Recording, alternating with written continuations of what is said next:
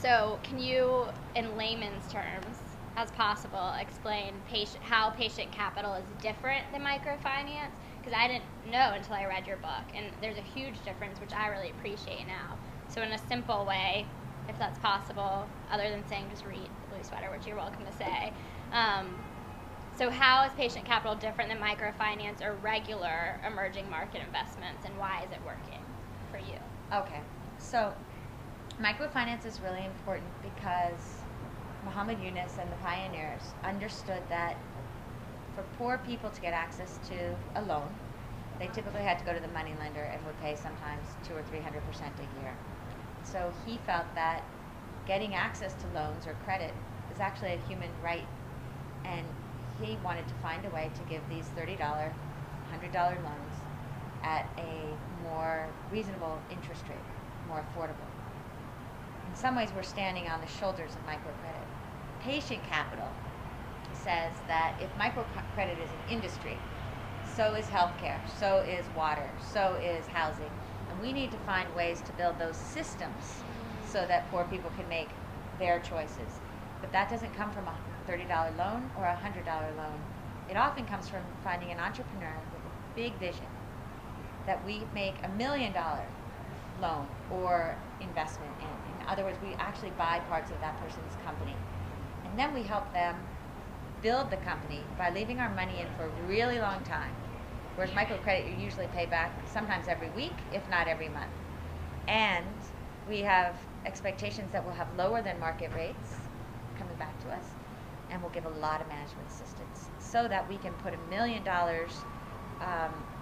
into a maternal health care company that sees women not as poor women or even sick women, but recognize that pregnant women is a really beautiful, empowered important person, and finds ways to deliver basic maternal health services in ways they can afford, in ways that they value, in ways that really enable them as empowered people on this planet. Cool. But in my experience and what I've seen and what I've covered, loans, microfinance loans, not yours, but microfinance loans and just loans in general in the developing world seem to be made to women first. Why is that, if that's true? It's a more complicated story than that. Microfinance tends to focus on getting loans to women, and at the beginning started to because all of the commercial banks would only lend to men. And in fact, when I first went to Rwanda, you couldn't get a bank loan if you were a woman. And in the commercial banks, you were seeing sometimes 15 and 20% total repayment rates when the microfinance sector started to develop. Over time, what was discovered was that if you made a small loan to a woman with no credit record, they would repay you back more so than men would repay you back. The truth is, if you look in farming communities in Latin America, often men will be the borrowers. In places like Pakistan, you might see women as the borrowers, but it's often for a family business. But I think the idea of lending to women is that they take very seriously their loan obligation. They'll often be easier to have working groups of 5, and then they will create a sense of solidarity, and they will collateralize each other's loans. In other words, if I don't pay back, you don't get a loan. Right. And so it's easier to work with women in groups often than men in groups. So the predominance inside microfinance is to lend to women, but it's as a result because of their proclivity to repay and to be part of groups. It started because women have been completely left out of the economic system.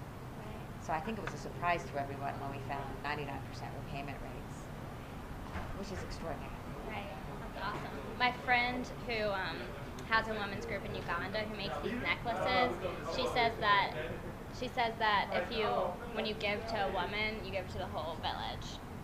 Well, that's another reason for microfinance, beyond getting the money back, which is a really important one. That's not anecdotal. that we actually have empirical evidence that if a woman increases her income, most of it will go to her children, school fees, school clothing, more food. And when a man increases his income, you often see it go to himself. Poker, cigarettes, alcohol. And in fact, I was, it was funny, I met a man who had broken his leg, and his neighbors had come together to give him money to get him through the 3 months when he was infirm. And they'd given him a significant amount of money. And I was so excited by really understanding the sense of solidarity in community and how communities will help each other. And then I noticed the pack of cigarettes, and I said, how much did you pay for those? And it turns out that 1/6 of what he was giving was going to his cigarettes. And he's like, don't worry, madam, I'm getting that from another income source. And I was like, oh yeah. So I think there's great truth to the fact that we see a direct correlation with women's increase in income and the health and well-being of their children.